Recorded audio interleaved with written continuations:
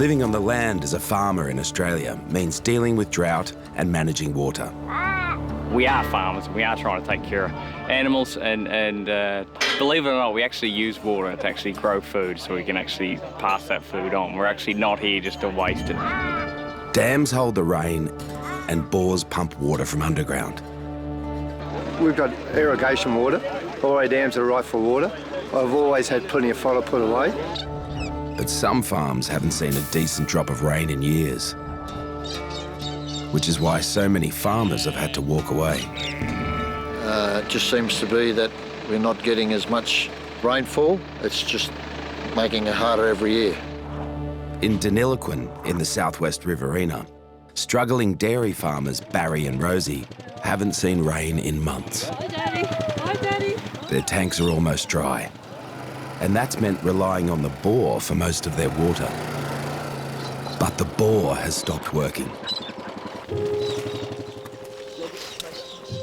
So it's basically nearly dried up after only a few days. With no rain on the horizon and no water coming from the bore, Barry reckons the farm will be bone dry in around 2 weeks. Yeah, look, like the bore was just critical to our, for us being able to survive. We've got no water to water the paddocks. We've got knots in the stomach. Yeah, if it was a normal season where we had channel water and rain, it wouldn't mean a lot. You'd just have time to put a new one in. But yeah, in a season like this, when that's all we've got, it's an absolute major problem. No bore means no grass. When cows don't eat, they don't produce milk. So Barry decides to feed and milk only half the herd. All right, we better get going. Where are you going to get those naughty cows?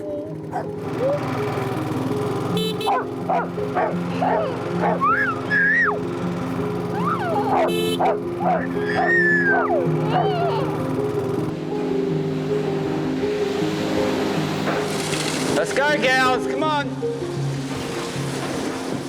The other half of the herd is moved to the back paddock and won't be milked.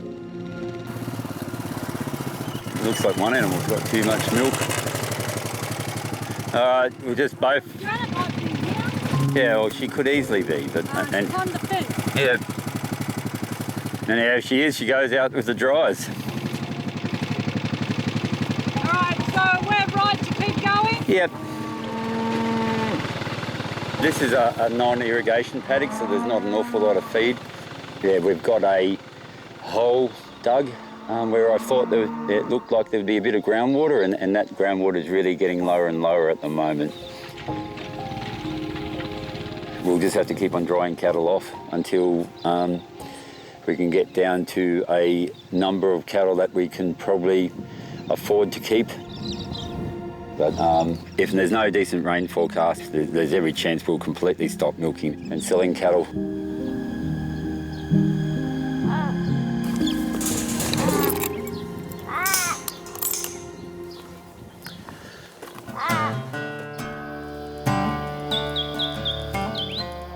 "30 minutes south of Wagga is the town The Rock.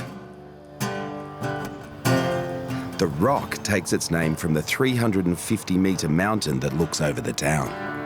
It's a small farming community, as well as a hub for grain transport.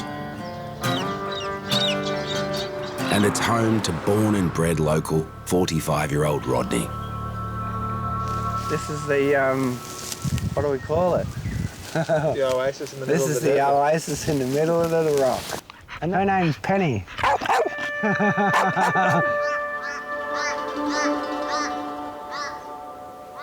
Rodney's home is a caravan parked on a mate's property 30 minutes walk out of town. No toilet, no electricity, no way to keep clean. Over there is a dam, but it's all dry. There's a water trough over there where I collect my water from. That's my caravan that I live in, my friend's caravan that I live in. It's a bit rough, but I manage. Rodney lives with mental health issues. And he's struggled to find proper housing. The paddock's been his home for the past 5 years.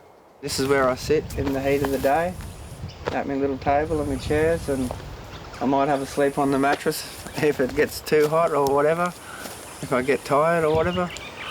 This is it. During summer, the temperature in the daytime can push towards 50 degrees. Well, I didn't go back into the caravan until 10:30 last night, put it that way, and it was still 35, 34 degrees in there. I haven't got an aircon. Wish I did. We'll go for a walk and I'll get some water, and I'll show you where I have a wash every morning. Rodney didn't have an easy upbringing, and having somewhere to call home has been a battle for decades. This is where I get my water from. Sometimes I whack Penny in here if it's cold enough. In his late 20s, he was diagnosed with paranoid schizophrenia. I turn the water on over here. Then 8 years ago, his mother passed away, and Rodney hit rock bottom. After the funeral, Rodney's relationship with his family went downhill. Wash the sleep out of my eyes and, have a good wash.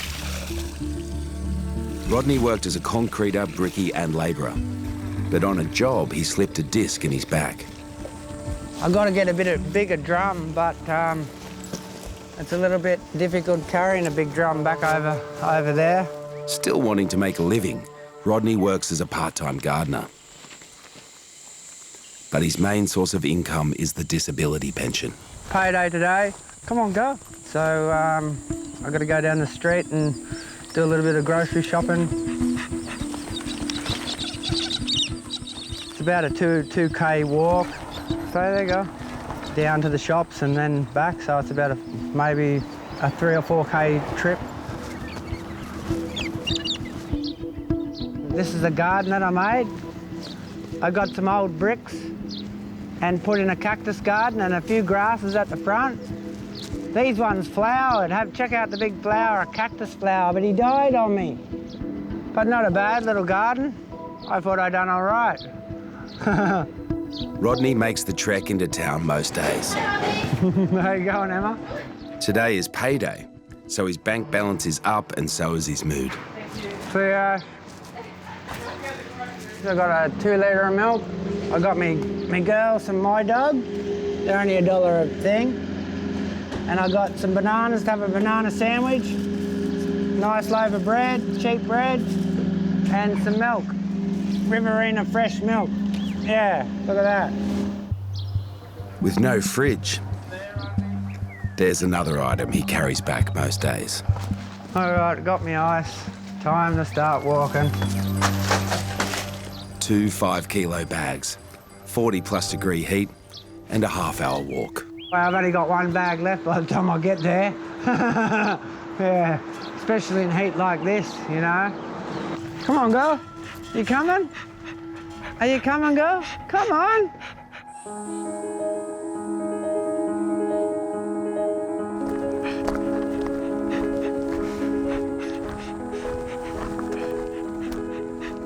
Come on.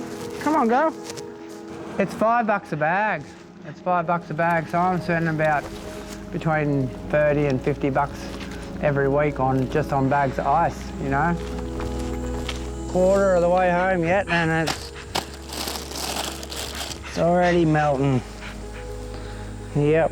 Sometimes I think, why the bloody hell do I do this? Oh, shit. I just got to keep doing it to survive. That's all I got. No one will help me. Come on, girl. Come on. Come on.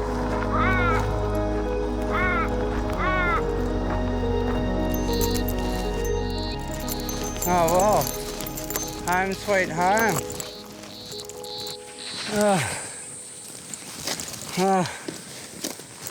Sugar.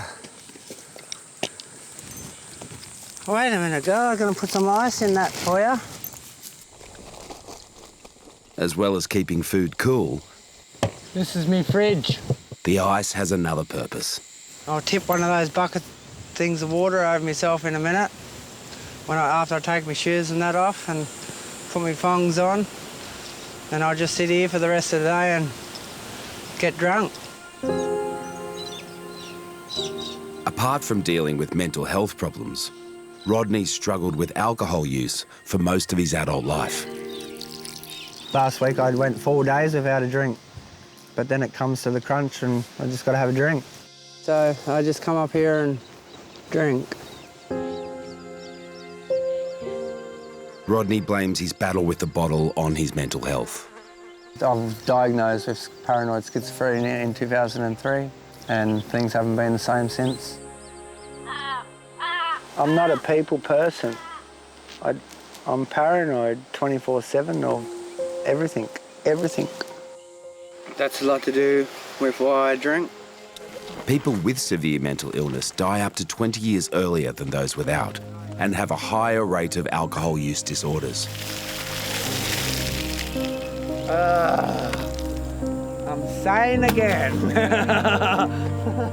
With the help of his doctor, Rodney's managing his mental health as best he can, but he's desperate to quit the drink. I can change. I know I can change. I can feel it in my blood that I can change. I know that. And if I don't, I'm going to end up dead. So I'd rather change and get off the grog and look after this little girl here. This is what I got to live for. A little girl. And I've been lonely for a long time. For a very long time.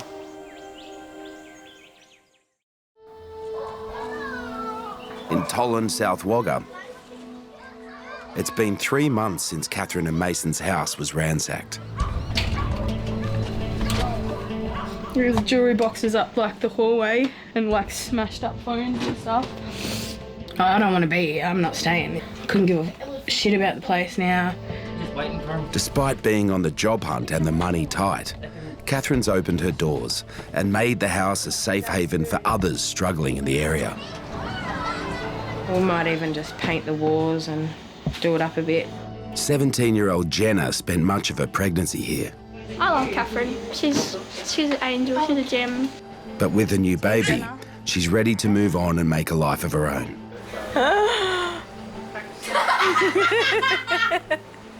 And now Carlia's coming to terms with becoming a mum at just 19.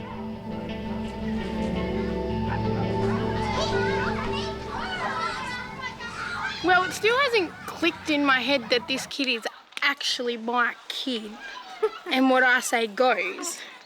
But it will one day, I think.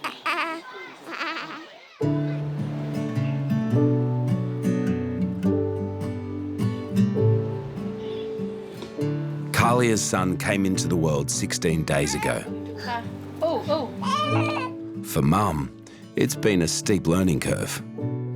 No. Oh, no. So I can help. You sit there with him and you hold him. Come help you. Can you hold him for a second, please? I gotta go get another outfit. You don't have to keep changing him. He's alright, he's just had a spew. Life with a newborn isn't easy, but Catherine's been able to give Carlia the help and support a single mum needs. See your hand underneath there, it'll help you and it'll help him. There you go. He does that noise. It's okay. I know I don't like holding you like this either. You don't like it. I don't like it. Apparently this is how you do it, but... Carlia suffered serious complications during labour. It was okay at the start, and then his heartbeat was dropping. Cute. She needed an emergency C-section. Like, it was the most scariest thing, and then she kept looking at me going, he's gonna die, isn't he? And I was like, they're like, you know, they were trying to reassure her that there's no way they were gonna let it happen.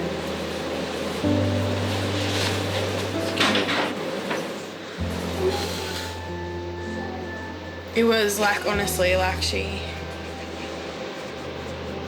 it was scary, but like, and it really is, because you know that like bad things do happen, you know, and stuff. But once they got her there, like, I don't know, I just kept telling, you got to sort of stay positive.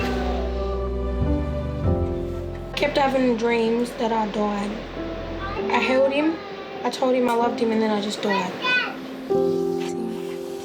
Home from the hospital, Kalia and her baby boy are now living with Catherine full-time. Oh, the sun is bright. Who's here? Who's here? Mason! Ta-da! When I'm here, they hand him to me. Raising a son as a single parent in a share house won't be easy.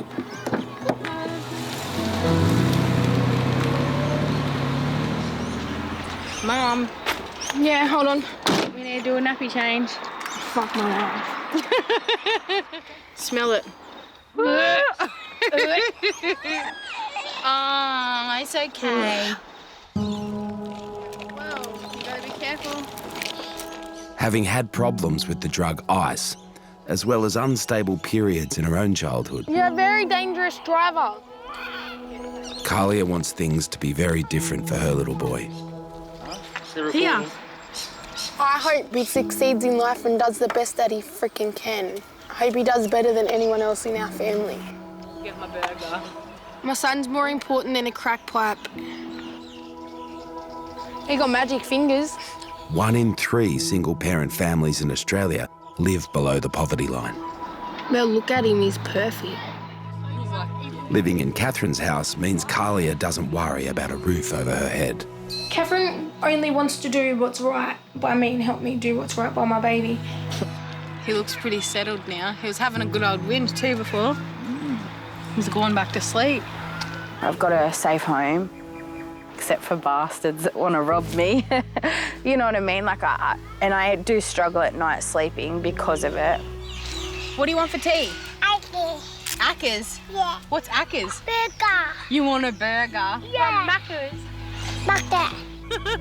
But it is safe. That's just me feeling a little bit uncomfortable because my home was invaded. Mommy, Daddy, go. I want to protect them and look after them, but I also want them to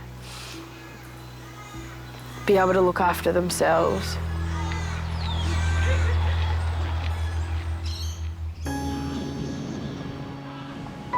In Denny, it's a few days since Barry and Rosie decided to cut back milking, and they're still waiting for rain.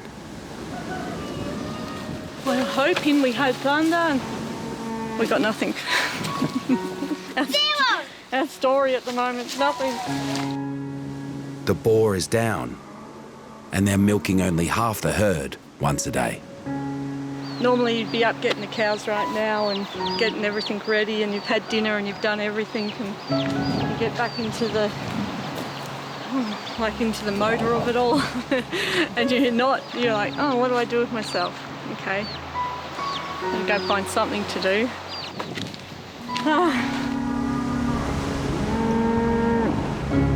Yes, no, they still used to be being milked twice a day, and there's nothing really much for them to eat, so we have been letting them into sort of different paddocks around, but there's nothing left now for them to eat at all. Are you going to be all right, Lincoln? Without an evening milking routine, filling in time is unusual for Rosie. I feel like I've been fired. I said to Barry, I said, I don't know what to do with myself. He goes, you got 2 kids to rear. I said, I know, but I usually do that and milk. I don't know how people do nothing. I don't know. The stress of this drought has cut deep. Farmers are 8 times more likely to suffer mental health issues during drought compared to periods of high rainfall.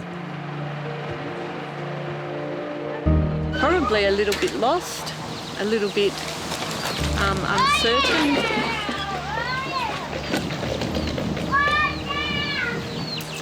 Probably concerned about Barry's mental health more than I am my own. I'm just, as a parent and as a mother and as a wife, you tend to think of everyone else before you think about yourself too much.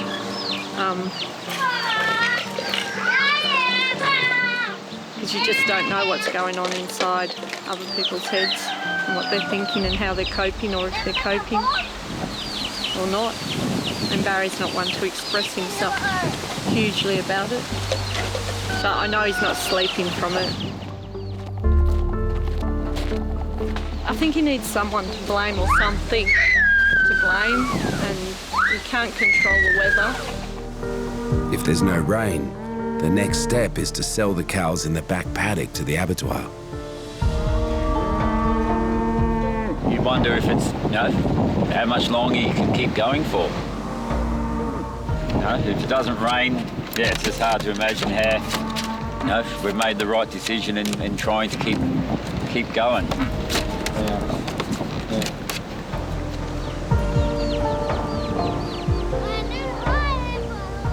It will rain, and farmers don't give up. I guess you just keep moving on like that.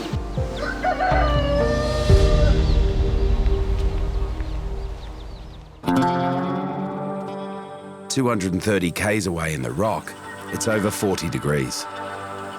But despite the heat, Rodney is preparing to take a long walk. Today is a special day. Well, I'm having a couple of drinks and it's Valentine's Day, and I'm going to take a red rose up to my mum and put it on her grave. I know my mum likes red roses, and I seen them in the shop this morning, so I bought her one. I know she's not my Valentine, but I haven't got a wife, obviously. This is my wife, just right here. Rodney had a close relationship with his mum. Oh, Penny, you rolled in the dirt already? Since her passing 8 years ago, he visits her grave frequently. Mum never says anything back to me, but I go and have a yak to her all the time, yeah. If I'm a bit sad at 1 o'clock in the morning or 3 o'clock in the morning, I'll come for a walk over and sit on my mum's grave for half an hour or however long, have a yak, and then have a couple of smokes or a drink. I don't mind drinking early. And then I walk home. Mum's up this way. This is my mum, right here. Faye, her name is. And now I bought her up a red rose to plant. Stick it in here, look. Up the middle, red and silver. Look at that. Old girl, look at that. And hopefully in a couple of days, it'll open up for you. Honey, Hi. I really miss me mum. My mum had asked me to do something for her, and I'd say I'd do anything, and she'd come and pick me up if I was in trouble. She'd come and pick me up from wherever I was. Yeah.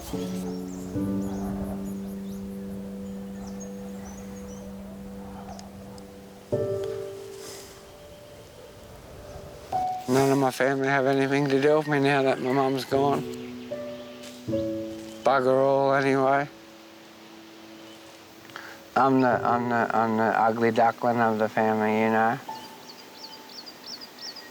I'm the ugly duckling of the family. And I've been left out here on my own with nothing.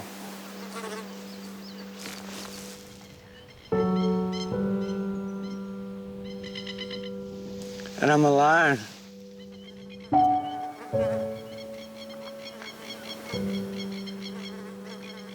Relieves a lot of pressure coming up here and having a bit of a yak and letting things out. I know she can't hear me, but it helps a little bit, yep. Since his mum's passing, his dog Penny and his drinking have filled the void. This little girl loves me to death, she does.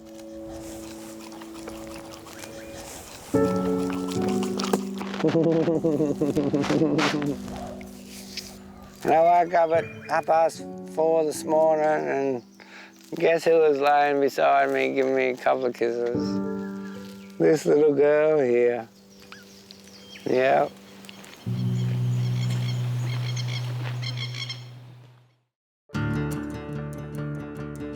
As well as drought, isolation can make living in the country hard. Health services taken for granted in the city can mean travelling long distances for country people. 41-year-old Peter lives an hour from Wagga in the village of Nangus. Come on. Come on. Chop, chop, chop, chop. Chop. Peter is mum to 4-year-old twins, Bree and Cody. Some weight, that's it. Good boy. It's okay. Your hands are sticky. It's okay. Raising twins is hard enough, but it's made more difficult by Cody's condition. Very gently. Good boy. Cody has a kidney disease called Dent's disease 1. What's over there? There's a pig over there. He's losing a lot of calcium through his urine, and in turn the calcium's building up on his kidneys. That's where the horse hay is. Eventually his kidneys will fail and he will need a kidney transplant. Let's go find the sheep. As well as regular doctor's visits, Cody takes medication for his kidneys. It's just keeping him on the medication and trying to keep his calcium down.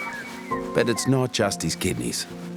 He is also behind in the development of his movement, speech and growth. At the moment, they were thinking of putting Cody on growth hormones because he's not growing. Sheep! Where are they? From day one, Cody's illnesses have required specialist care. Cody has been ill literally since the day he was born. Cody was quite flat when he was born, so they revived him, and he was put straight on ward. He actually turned out to have sepsis. Sepsis is a life-threatening condition where the body attacks organs when fighting infection.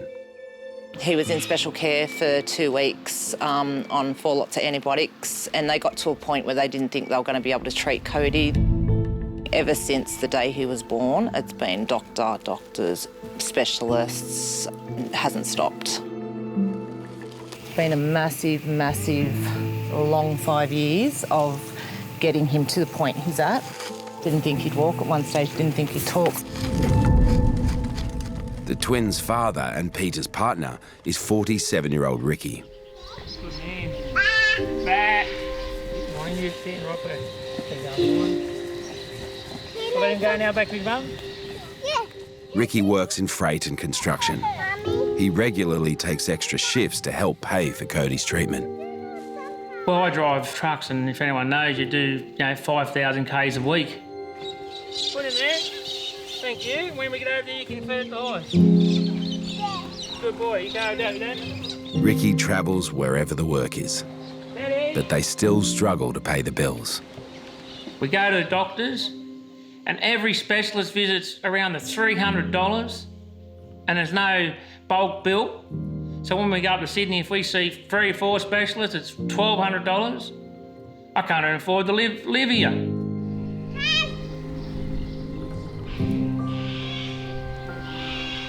I come home and I've got to try and share my time with Cody. And what's the matter, mate? I said to Peter that I can't have the time to sit down and have a conversation with her. She gets upset, but I'm just, like I said, I'm exhausted. Cody's condition is very rare. Hang on. Several specialists work together to treat him. That's better. I like it. So we have neurology, endocrinology, his urologist, his immunologist, ENT, his nephrologist, which is his kidney specialist, his paediatrician. These are all the tests Cody has to get done within the next 3 weeks. Ricky spends his time on the road earning money. Peter spends her time on the road caring for Cody. We're 5 days a week to Wagga for all his services, and in between we're fitting in all the specialist visits. Belts on properly. No. 50 minutes each way to Wagga, 5 days a week for scheduled treatments. The 2 or 3 trips a month to specialists are even further. There's no help in Wagga when it comes to your specialists. You have to travel to Sydney, Melbourne or Canberra. Sydney, that's at least 4 to 4.5 hours drive there, and then same home. Canberra, 2 hours. Melbourne, if we need to be, 6 hours. I feel that we live in the car half the time. Peter has been juggling appointments for 5 years.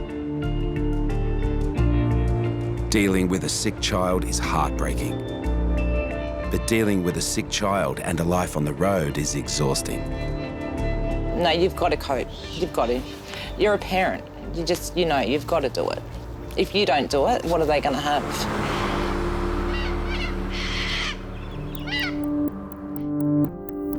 In Australia, 1 person dies every 90 minutes from alcohol-related disease.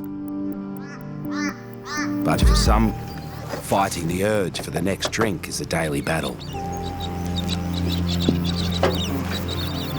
In the Rock, 45-year-old Rodney is doing his best to keep the cravings at bay. Stayed off the grog all day. Pretty well all day. I had a little bottle of brandy for breakfast at 7:30, and I stayed off the grog all day. His addiction has made him lose over 15 kilos over the past few years. I'm a skeleton to what I was at the moment. His doctors have told him if he doesn't eat, malnutrition will lead to organ failure.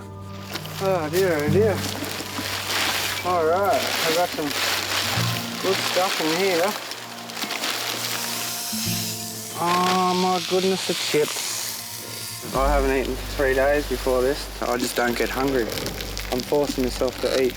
I'm hungry now, but I'll cook a feed, and when I'm drunk or drinking heavily and lose my appetite, and she'll end up eating it.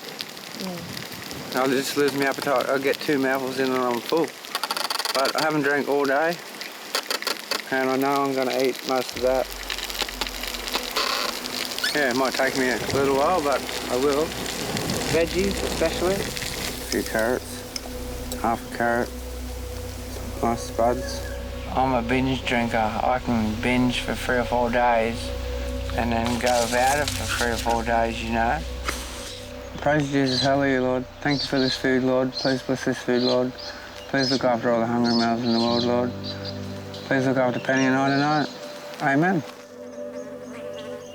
Eat the best bit first. Fucking flies. But it's not just drinking that's affecting Rodney's health. Coughing up blood. Oh, it's coughing it up. After having a light and a smoke and coughing, and all that would be just blood and spit. Rodney has been diagnosed with emphysema. Well, this is only my 4th smoke all day. No. 3rd smoke all day. But I had a couple of cones this morning, see? And if I have a bit of pot in the morning, I can go all day without a cigarette.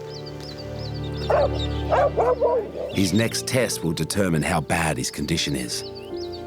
And in 2 weeks, I go in for, they're going to put the cameras down my throat and have a look and take a sample of my lungs. If the results aren't good, his quality of life could suffer further. All the doctor said was, fingers crossed, 2 weeks' time.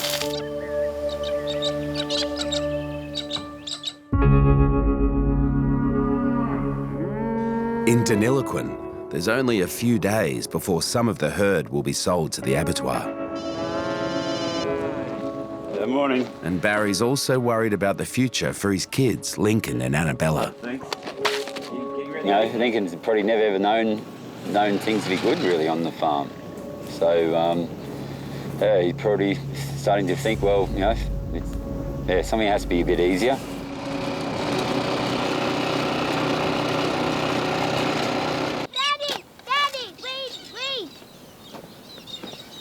Yeah, he's definitely said recently about moving to town as being an option. But yeah, I could never live in town. Never. Yeah, it's just Yeah, I'd have to have a little bit of land around me. Tomorrow is the Deniliquin show.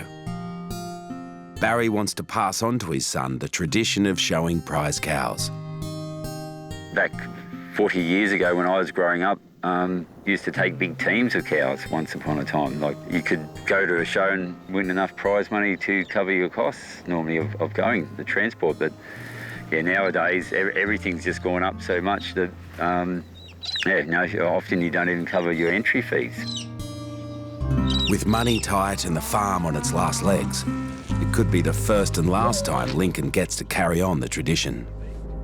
Yeah, so if we get 2 animals there in the back of the ute, it's not going to cost us much money at all.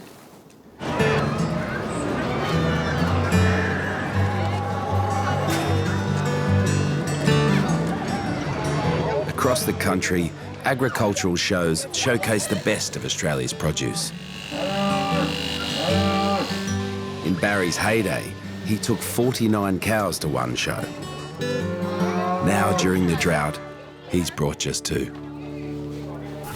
Thelma, who'll be led for the judges by Barry, and Olive, led by Lincoln. So bring it around this side. You should always go in with a cow on the same side as your leader. Barry goes first, and with only one other cow in the category, well, then I'll get pushed into you. He's hoping for a top 2 finish. I'm guaranteed a second, I reckon. Is there only 2 in this car? Yes. Okay. All right. Go ahead and come around. Just line her up. Yeah. Now you're going too close, girl. Hey, hey, hey.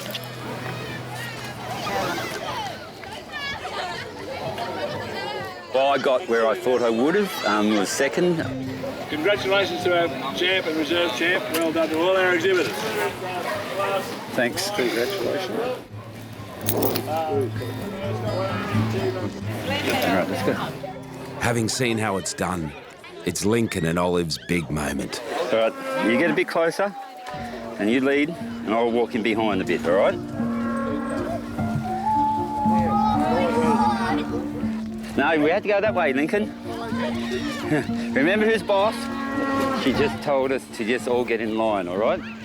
And remember, you have to keep on watching the judge, because she's boss. I was telling him today how, I showed cows with my dad and mum, and mum used to show cows with her dad, and so we've been doing it with our parents for a long time.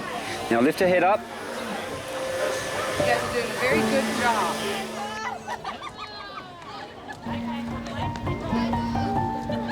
Oh, today's a bit of pride, actually. Today's a bit of pride watching Lincoln. I was just pleased to get here in time to watch him do it. I thought I was running a bit late. Oh my God! Yeah, you just keep pulling her and I'll keep her going. Really proud of Lincoln for doing that. Having a go. Just having a go. And that's all you have to do. Lincoln and Olive come a respectable 4th. Let's go. Oh, I was very happy with him. Well, what I was happy to see was the big smile he had on his face when he got the ribbon. But doing one better next year might not be on the cards. All right, so next year, if we're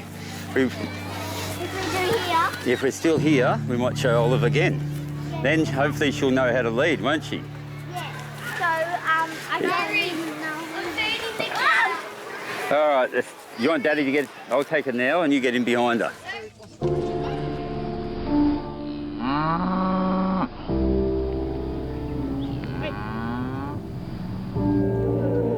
The future of Barry and Rosie's dairy farming legacy hangs by a thread. We'll keep going today and we'll see what tomorrow holds, and then all of a sudden, that's it, today's it.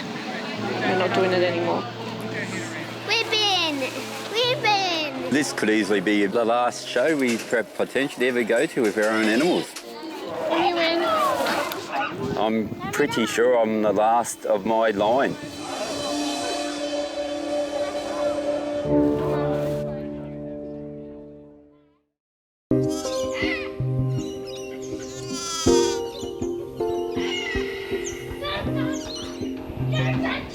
Northeast of Wagga in Nangus, Cody has yet another medical appointment. Can get quite confusing sometimes when we have all those appointments with Cody and all the doctors and specialists. Yeah, that's right. Where's your shoes? You got to get ready to go. Where are your shoes? The constant travel weighs heavily on Peter. Go put your shoes on. But the isolation also protects Cody from common colds. Drink bottle. No. They've discovered that he's got a gene. It's called the RANBP2 gene. Come on, Cody, quick. It's all right, I'll pick it up. Putting him at high risk of infection. You know, any kind of illness or infection that goes around, Cody's really susceptible to pick it up. Sit down, Bob. Make sure you keep your belts on, yeah? Even a simple cold could land Cody in hospital.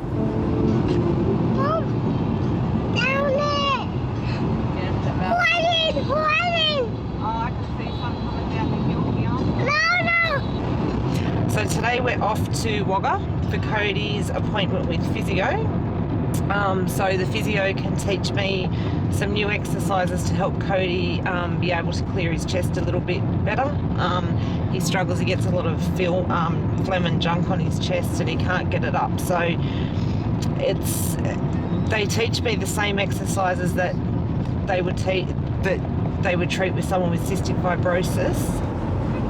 Have a look at the cows and the sheep. See them over this hill in a minute. Cow! Oh, yeah, up on the hill. I said up the hill! Yeah. No, I went up the hill. True. By being able to treat Cody herself at home, less time will be spent on the road. It's tiring. It's really tiring. Financially, it's hard as well, but physical, yeah, that's pretty hard, and trying to keep the kids occupied on long trips is not easy. We do stop quite a bit, having few breaks along the way. Mom. Yes, mate.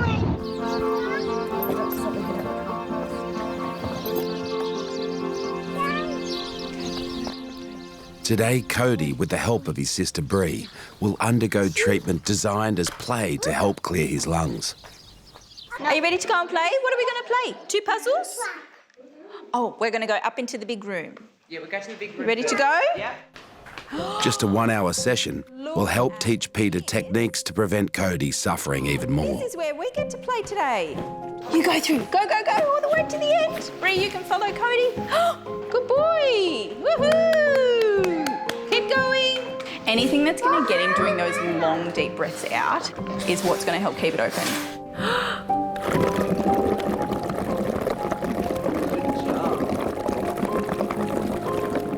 Good boy, keep going. And you want to try and make it so that it's a long breath out, so as long as you can. But this is, yeah, keeping them open. Big deep breath. It's very tiring, but, you know, he's making improvements in a lot of areas, so, you know, when you see that, you know it's worth it and you're on the right track. Big one, ready? Good boy. And Eden's just going to show me how to rub your back. So it'll probably, I'm just going to pat your back, okay? See how you can make that. Yeah. And you just want to work it all the way around. Avoid like his, so this bone back here. Yeah. You can do it for a couple of minutes, however long he can tolerate. Stop, let him cough it up, let him get it out, and then you can keep going until you feel like he's got some of the stuff out. It'll work instantly. Okay. You gonna take him to the car now? Let's go. So bye, Eden. Bye, Cody. What about him? I mean, as a parent in general, I mean, life's hard. You know, it's never, all roses, but when you've got a child who's ill and a child with special needs, it amplifies everything. And I'll never give up. I'll always fight the fight for Codes, and, we'll do whatever it takes to get him where he needs to be, but it's a long road, and it's a hard road.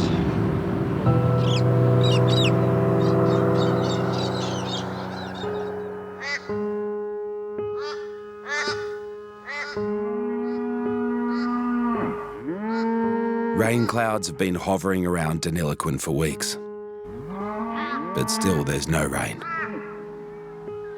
Yeah, the weather channel's got us down to 5 to 10 mils, so if we to get some of our other 10 mils on the paddocks that have now had water for a full month, it would just, it would keep them alive, but there's every chance we won't get it. For some of the herd, time has finally run out. Today just feels like one of those days. I guess you're coming to the end and it's just like, oh, I'm feeling it. Barry has made the tough decision to stop milking altogether and to start selling off the herd. I suppose it's the last day of milking. Oh, well, things just haven't been good for quite some time. We've got a group up there to sell today. We'll load it up and say goodbye to them. Back when Barry ran his first herd as a young man, there were 22,000 dairy farms in Australia. Today, there are fewer than 6,000, and the number continues to fall. This week there's 3 clearing sales in the area. This is a family in Kahuna, and they're going to relinquish dairying during the next couple of months. Our autumn calvers are sold, so they'll all be gone in April. We'll wind down our fodder resources and all the water we had. Their dairy business turned over 1.5 million, 90% of which went back into the local community and surrounds. That figure will pretty much be nothing now. To Barry and Rosie, the sound of the stock truck arriving means they could be next to go.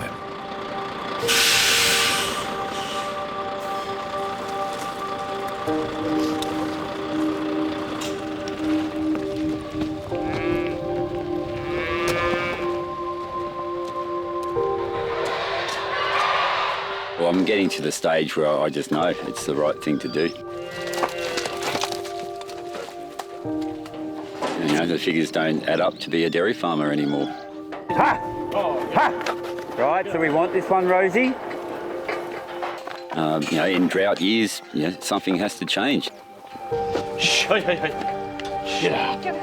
on, girls, let's go. Ha! Ha! 30 years of dairy breeding kicked up the dust in the yards as the cows make their way onto the back of the B-double trucks.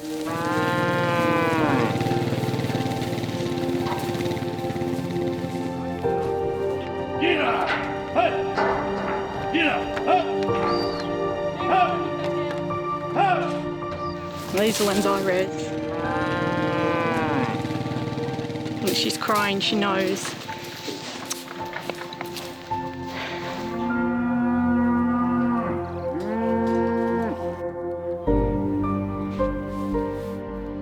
Could only watch the trucks late last week drive away from their farm, taking them decades of hard work.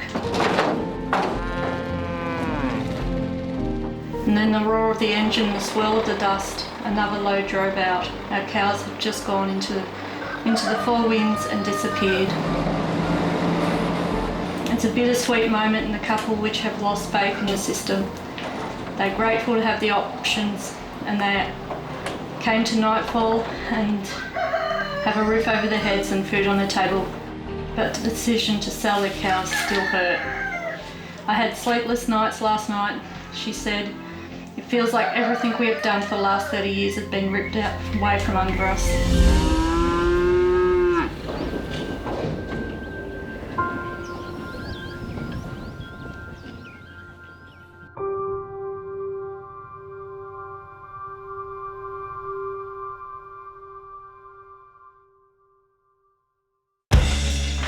Next time on Struggle Street. In a town of 160 people, living with a major disability makes every day a challenge. When I was 10, I had an allergic reaction and it caused me to have a stroke. I have to fight the washing with my teeth. Cody's condition breaks Ricky. Oh, it's just a ticking nightmare for me and Peter. Go crazy to stay sane in this world. Can Rodney beat the bottle for good? But it's about time we got off this shit and started doing normal things.